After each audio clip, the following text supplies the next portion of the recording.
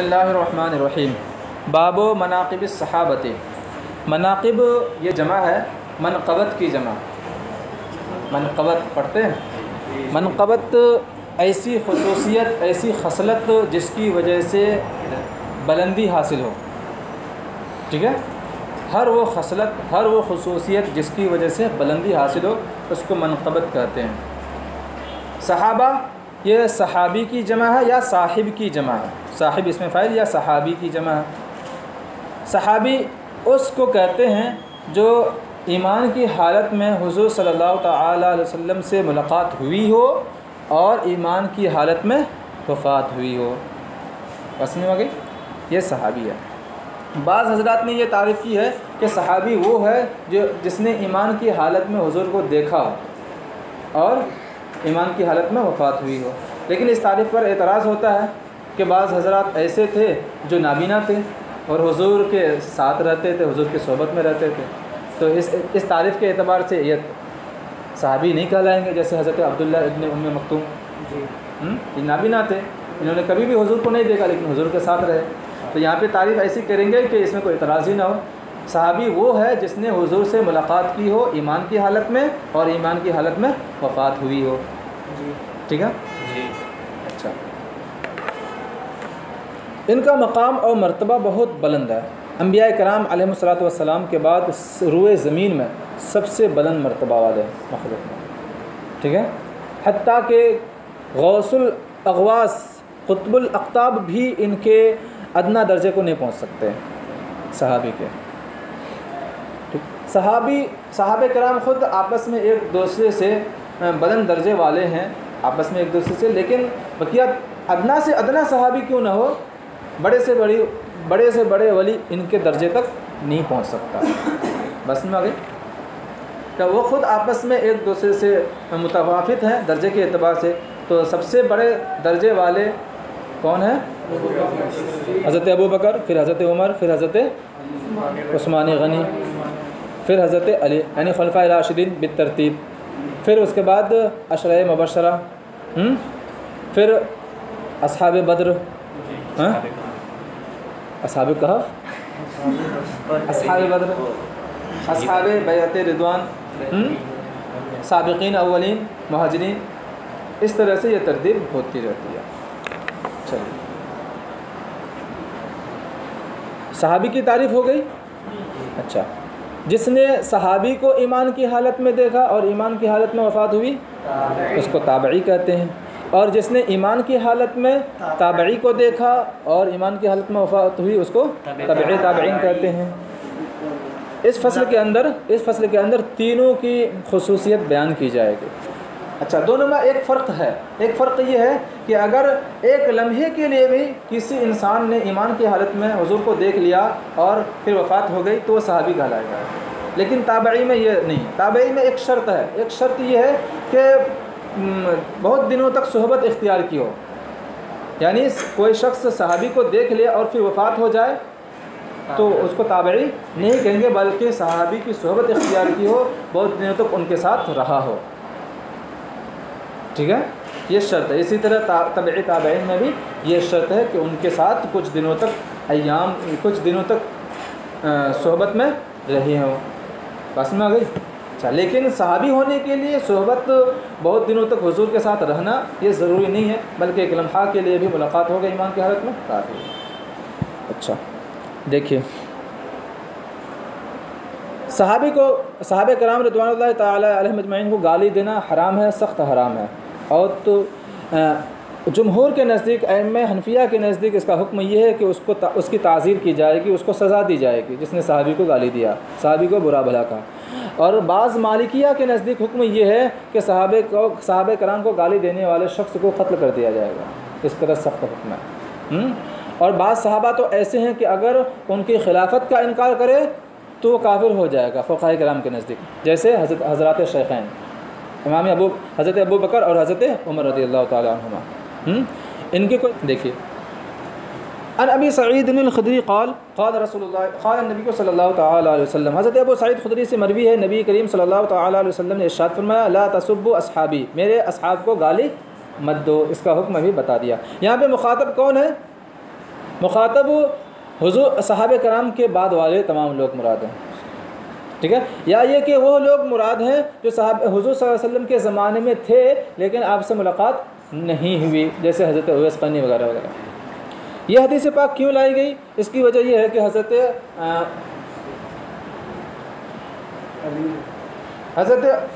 عبد الرحمن بن عوف اور حضرت خالد بن ولید رضی اللہ تعالی عنہما کے درمیان ایک مرتبہ نوک جھونک ہو گئی، تھوڑی بات ہو گئی، تو ایک دوسرے کو برا بھلا کہہ دیا، تو اس موقع پر حضور صلی اللہ تعالی وسلم نے یہ بیان فرمایا۔ اچھا، فلو ان احدکم انفق مثل احد ذهبا ما بلغ مد احدهم ولا نصیفہ۔ اگر تم میں سے کوئی شخص، یہاں پہ تم میں سے مراد کون ہے؟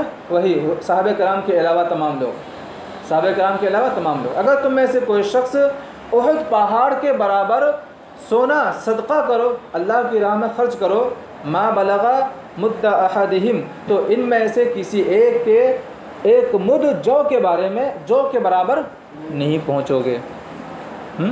ترجمہ ایک بار پھر سے دیکھیں، ما بلغا مد احدہم ولا نصیفہ، تو یہ ایک احد پہاڑ کے برابر سونا خرچ کرنا ان میں سے کسی کے ایک مد کے برابر نہیں پہنچے گا، ولا نصیفہ، اور نہ آدھے مد کے برابر پہنچے گا۔ اب یہاں پہ دوسری چیز پوشیدہ ہے، یعنی گیہوں یا جو، یعنی اگر صحابہ کرام رضوان اللہ تعالیٰ علیہم اجمعین میں سے کسی نے ایک مد جو خرچ کر دیا اللہ کی راہ میں، یا آدھا مد جو خرچ کر دیا اللہ کی راہ میں، اور غیر صحابہ میں سے کوئی ایک احد پہاڑ کے برابر سونا خرچ کرے، پھر بھی وہ ان کے مقام تک، یعنی صحابی کے مقام تک نہیں پہنچ سکتا۔ بات سمجھ آ گئی؟ کیونکہ ان کے اندر جو اخلاص ہے، ان کے اندر جو ایثار ہے، یہ دوستی کے اندر نہیں ہے۔ بس میں کہ خلوص ایثار کی وجہ سے ان کو یہ مقام حاصل ہے۔ مد کس کو کہتے ہیں؟ 4 مد کا ایک سا ہوتا ہے، اور ایک سا 4 کلو 94 گرام کا ہوتا ہے، تو ایک مد کتنے کا ہوگا؟ ایک مد 1 کلو 20-22 گرام کا ہوگا، ٹھیک ہے، 1 کلو 20-22 گرام۔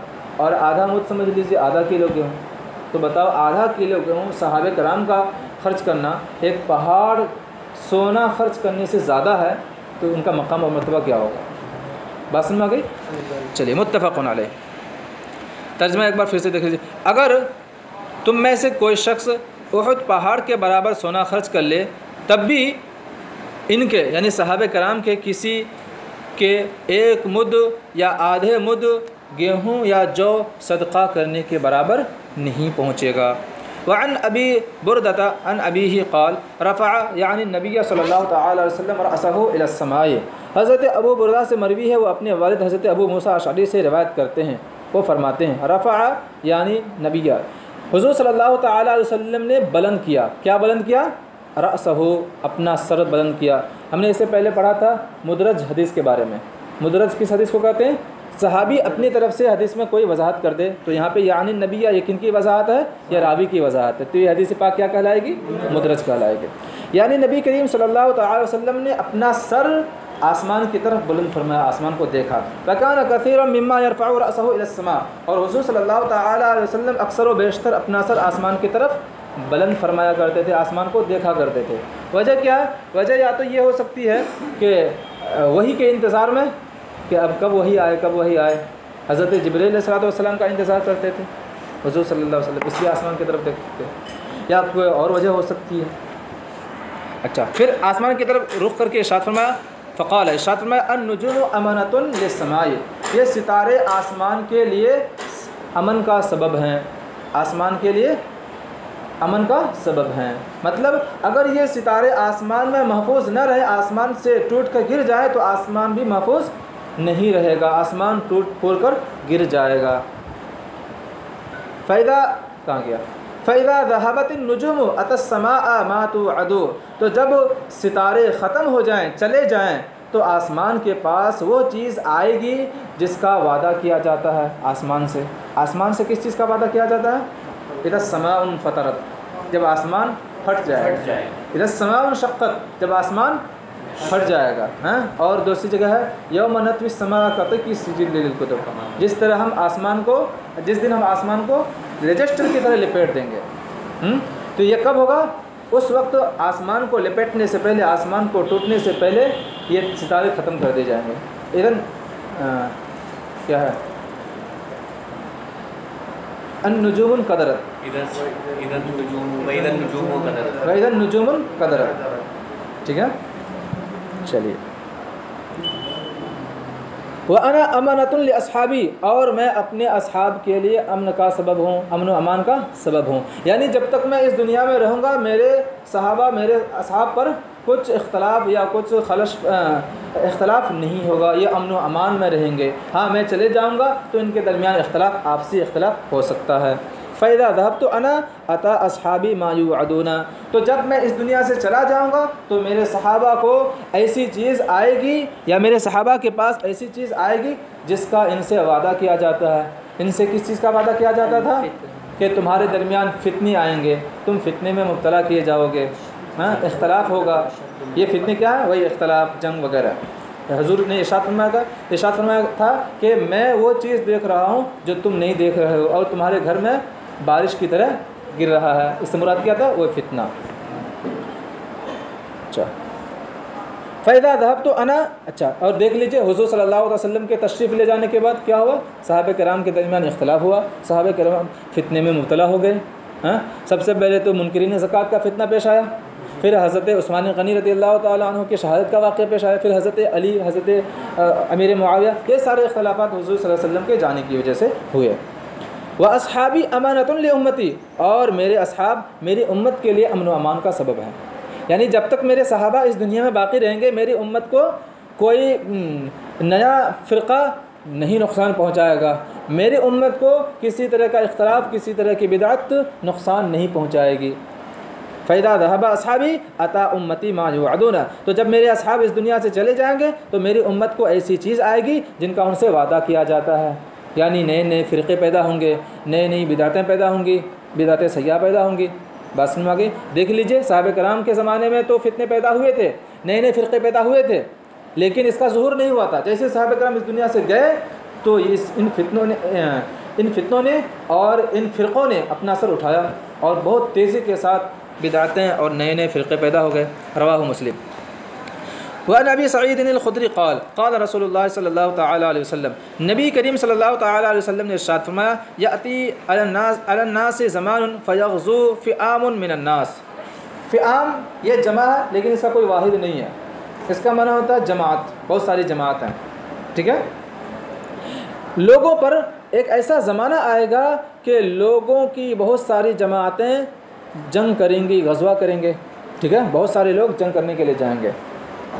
فیقولون، تو لوگ کہیں گے، کیا کہیں گے؟ هل فیکم من صاحب رسول اللہ صلی اللہ تعالیٰ علیہ وسلم، کیا تمہارے درمیان کوئی ایسا ہے جس نے نبی کریم صلی اللہ تعالیٰ علیہ وسلم کی صحبت اختیار کی؟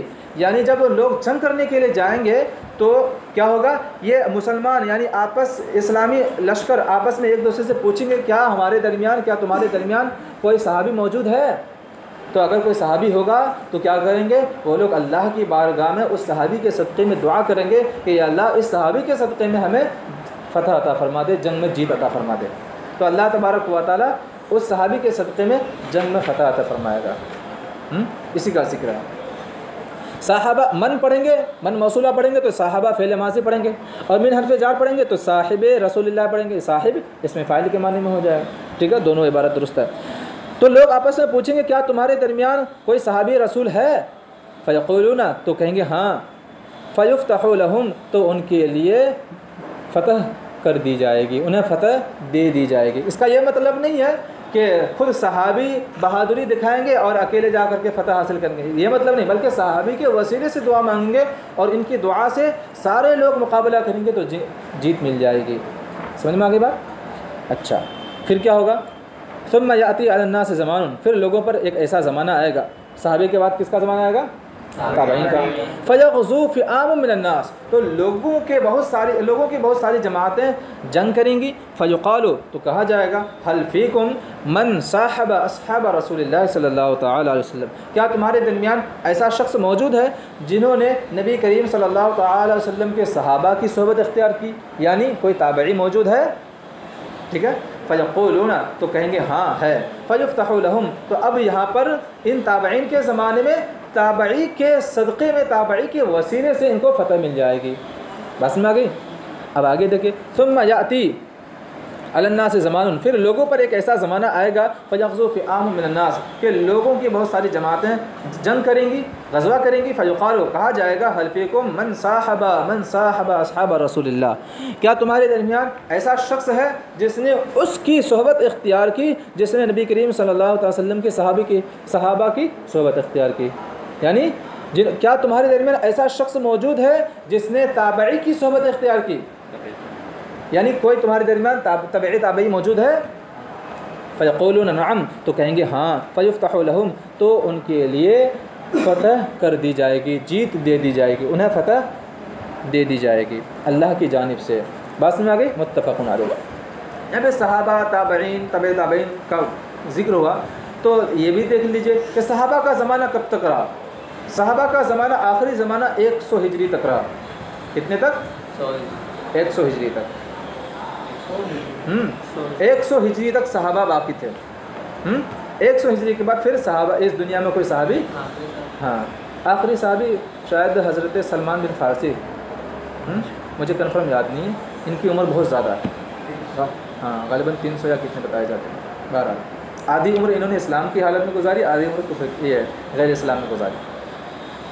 اچھا، اور 170 ہجری تک تابعین کا زمانہ رہے گا، یعنی 170 کے بعد اس دنیا میں کوئی تابع باقی نہیں رہیں گے، اور 170 سے لے کر کے 210 ہجری تک تبع تابعین کا زمانہ رہے گا۔ تو 210 ہجری کے بعد اب کوئی تبع تابعین اس دنیا میں باقی نہیں رہیں گے۔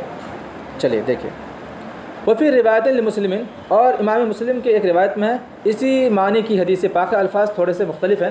ارشاد فرمایا یاتی علی الناس زمان، کہ لوگوں پر ایک ایسا زمانہ آئے گا یبعث منہم البعث، ان سے یعنی انہی لوگوں میں سے ایک لشکر اٹھایا جائے گا، بھیجا جائے گا۔ بعثوں کا معنی لشکر، اس سے پہلے بھی ہم پڑھ چکے ہیں۔ فیقولون، تو کہیں گے انظروا، دیکھو تلاش کرو، هل تجدون فیکم احدا من اصحاب رسول اللہ صلی اللہ تعالی وسلم، کیا تم اپنے درمیان کسی صحابی کو پاتے ہو، کیا تمہارے درمیان کوئی صحابی ہے؟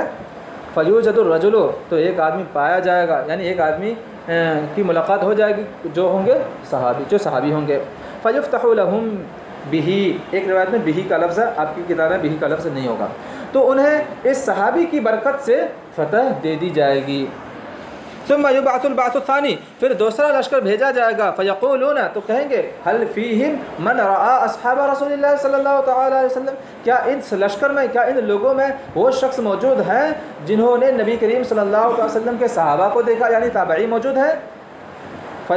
فیفتح لہم بہ، تو انہیں اس تابعی کے ذریعے سے فتح دے دی جائے گی۔ بات سمجھ میں آ گئی؟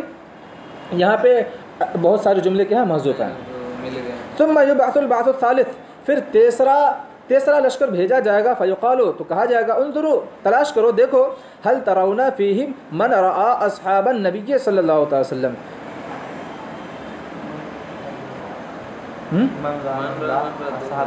یہاں پہ ایک چھوٹ گیا نا، من رعا اصحاب النبی صلی اللہ علیہ وسلم، اس کتاب میں جو ہے نا وہ نہیں ہے۔ کیا تمہارا هل ترون فیہم من رعا اصحاب النبی صلی اللہ علیہ وسلم، کیا تم ان کے درمیان ایسے شخص کو پاتے ہو جنہوں نے اس کو دیکھا، جنہوں نے صحابہ کرام رضوان اللہ تعالی علیہم اجمعین کو دیکھا، یعنی کیا تمہارے درمیان تابع تابعین موجود ہیں؟ ثم یکون البعث، کہاں گیا؟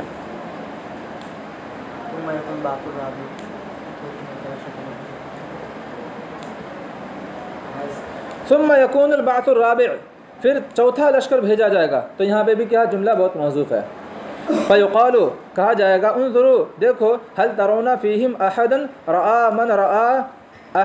رعا اصحاب النبی صلی اللہ علیہ وسلم، کیا تم ان کے درمیان ایسے شخص کو پاتے ہو جنہوں نے ان کو دیکھا جنہوں نے ایسے شخص کو دیکھا جنہوں نے نبی کریم صلی اللہ علیہ وسلم کے صحابہ کو دیکھا.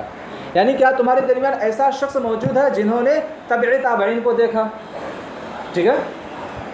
فیوجد الرجل فیفتح لهم به، تو ایک شخص پایا جائے گا اسی کے صدقے میں، اسی کے وسیلے سے انہیں فتح حاصل ہو جائے گی. بات سمجھ میں آ گئی؟ تو حضور صلی اللہ علیہ وسلم کی برکت کہاں؟ صحابہ کرام، پھر ان کی برکت تابعین، پھر تبع تابعین کی برکت تابعین کی برکت تبع تابعین، پھر تبع تابعین کی برکت ان کے درمیان. چلیے. وعن عمران بن حسین قال قال رسول اللہ صلی اللہ تعالی علیہ وسلم، حضرت عمران بن ان کے نزدیک کوئی اصطلاح نہیں ہے، تبع تابعین کو دیکھنے والے کی کوئی اصطلاح نہیں ہے. ٹھیک ہے. اچھا، یہاں پر یہ بات یاد رہے، اس سے پہلے میں تو بتانا، تمام کے تمام صحابی عادل ہیں. ادنا سے ادنا صحابی کیا ہیں؟ عادل ہیں، ثقہ ہیں، صادق ہیں، ان سے جھوٹ نہیں ہوا، بالکل سچے ہیں.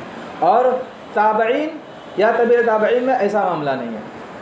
ٹھیک ہے. تبع تابعین میں کچھ ایسے لوگ بھی ہیں جو عادل نہیں ہیں، ثقہ نہیں ہیں، فاسق ہیں. ٹھیک ہے. اور تبع تابعین میں کچھ زیادہ ان کی تعداد بڑھ گئی. یہی وجہ ہے کہ صحابی کو اگر حذف کر دیا جاتا ہے تو اس میں کوئی کلام نہیں کیا جاتا، کیونکہ سارے کے سارے صحابی کیا ہیں؟ عادل، ضابط، صادق ہیں. لیکن اگر کسی تابعی کو حذف کر دیا جائے تو اس میں کلام کیا جاتا ہے، دیکھا جاتا ہے کہ یہ عادل ہیں، ثقہ ہیں کہ نہیں ہیں.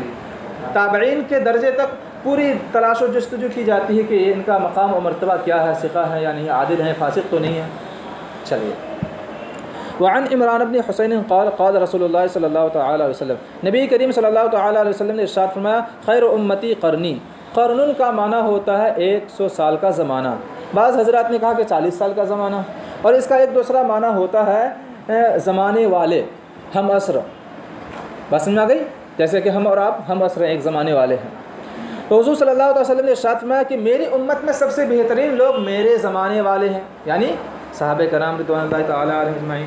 ٹھیک ہے. ثم الذین یلونہم، ولا یلی کا معنی ہوتا ہے بعد میں آنا، قریب میں ہونا. پھر وہ لوگ ہیں جو ان کے بعد آئیں گے، یعنی تابعین.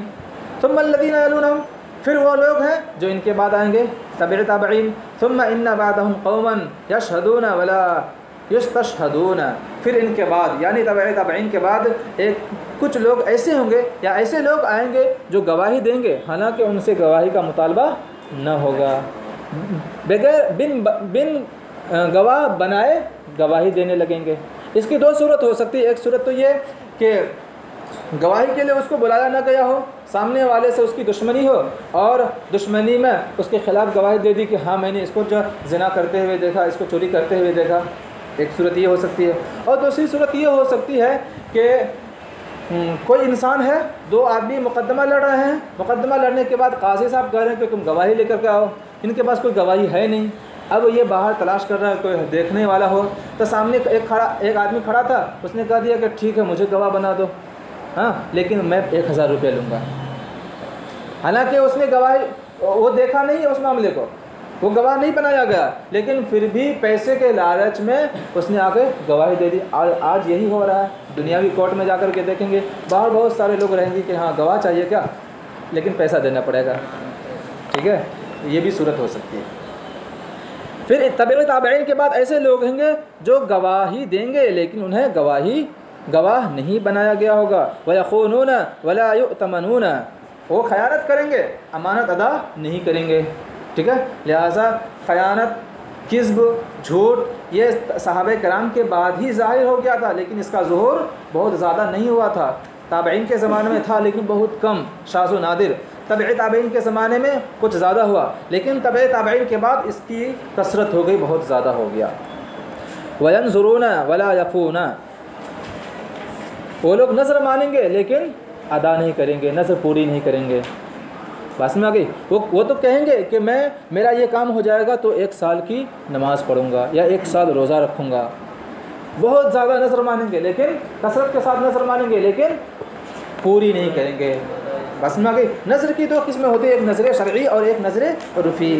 نظر شرعی کا پورا کرنا، ادا کرنا واجب ہے، بس میں گئی. اور نظر عرفی کا بہتر یہ ہے کہ ادا کر لے لیکن واجب اور ضروری نہیں ہے. نظر شرعی کس کو کہتے ہیں؟ نظر شرعی وہ ہے کہ کسی عبادت پر نظر مانے، کسی عبادت کے ذریعے سے نظر مانے. مثال کے طور پر اگر میرا یہ کام ہو جائے تو میں 2 رکعت نماز پڑھوں گا، تو 2 رکعت نماز پڑھنا کیا ہے؟ عبادت ہے. تو یہ نظر شرعی ہے. اگر میں امتحان میں اچھے سے پاس ہو گیا تو میں کیا کروں گا؟ تو 2 دن کا روزہ رکھوں گا. تو روزہ رکھنا یہ کیا ہے؟ عبادت ہے. تو یہ کیا ہو جائے گا؟ نظر شرعی. اگر کسی نے یوں نظر مانا کہ میں امتحان میں پاس ہو گیا تو چادر چڑھاؤں گا فلاں کے مزار پر، تو یہ کون سا نظر ہوگا؟ نظر عرفی. کیونکہ چادر چڑھانا کسی حیثیت سے بھی عبادت نہیں ہے. بس میں گئی. اگر یہ کہا کہ میں پاس ہو گیا تو صدقہ کر دوں گا، فلاں کو 1000 روپیہ دے دوں گا، تو یہ کیا ہے؟ نظر شرعی. کیونکہ صدقہ یہ کیا ہے؟ عبادت ہے. عبادت کی نظر ماننا یہ کیا ہے؟ نظر شرعی. دیکھیے لیکن آج جاہلوں میں کیا ہوتا ہے؟ عرفی کو زیادہ اہمیت دیتے ہیں، عرفی کو زیادہ اہمیت دیتے ہیں. چلیے دیکھیے، اور وہ نظر مانیں گے لیکن پوری نہیں کریں گے. وَيَظْهُرُ فِيهِمُ السِّمَنُ، اور ان کے درمیان موٹاپا بڑھ جائے گا، موٹاپا ظاہر ہو جائے گا. ٹھیک ہے. یہ موٹاپا کئی معنی پر محمول ہے. ایک تو وہ کہ وہ موٹا ہونا چاہیں گے، جو من جانب اللہ ہو تو اس میں کوئی اختلاف نہیں، یہ تو من جانب اللہ ہے. اچھا، اس کا کنایہ معنی کیا ہے؟ کنایہ معنی یہ ہے، مجازی معنی یہ ہے کہ وہ لوگ تکبر کرنا شروع کر دیں گے. کیونکہ جو انسان موٹا ہوتا ہے طاقتور ہوتا ہے، ٹھیک ہے، اور جو طاقتور ہوتا ہے تو وہ کیا کرتا ہے؟ تکبر کرتا ہے، کبر کرتا ہے، گھمنڈ کرتا ہے. تو یہاں پہ مراد مجازی معنی یہ بھی ہو سکتا ہے کہ ان کے درمیان تکبر، کبر، یہ کیا ہو جائے گا؟ ظاہر ہو جائے گا. اچھا، اس کا ایک مفہوم یہ بھی ہو سکتا ہے کہ موٹاپا سے مراد مال میں موٹاپا، یعنی بہت زیادہ مال چاہیں گے، مالداری چاہیں گے، فقیری سے لوگ بھاگیں گے، بہت زیادہ مال چاہیں گے، مال کی فراوانی چاہیں گے، تو یہ بھی کیا ہے؟ اس کی علامت ہے. چلیے، وہ پھر روایت اور ایک دوسری روایت میں ہے وَيَحْلِفُونَ وَلَا يَسْتَحْلِفُونَ، قسم کھائیں گے لیکن اس حال میں کہ ان سے قسم کا مطالبہ نہیں ہوگا. یہ کہیں گے کہ یہ سامان کس کا ہے؟ کہ وہ کہیں قسم سے میرا ہے یہ سامان، واللہ بخدا یہ سامان میرا، حالانکہ قسم کا مطالبہ نہیں ہوا، پھر بھی کہے گا کہ یہ قسم بخدا یہ سامان میرا ہے، حالانکہ قسم کا مطالبہ ہوا نہیں ہوا. قسم کی کثرت ہو جائے گی. پہلے کے زمانے صحابہ کرام اس قدر قسم سے ڈرتے تھے کہ قسم کھانے کی باری آتی تھی، اگر وہ حق پر ہوتے تب بھی قسم نہیں کھاتے تھے احتیاط کے پیش نظر. تو درست قسم بھی نہیں کھانا چاہیے، تو یہ تو جھوٹی قسم کھائیں گے. متفق علیہ. وفي رواية لمسلم عن أبي هريرة ثم يخلف قوم يحبون السمانة. خلف یخلف کا معنی ہوتا ہے بعد معنی. پھر ان کے بعد ایسے لوگ آئیں گے جو سمانہ یعنی موٹاپا کو پسند کریں گے. اس کی تفسیر ابھی ہو چکی ہے.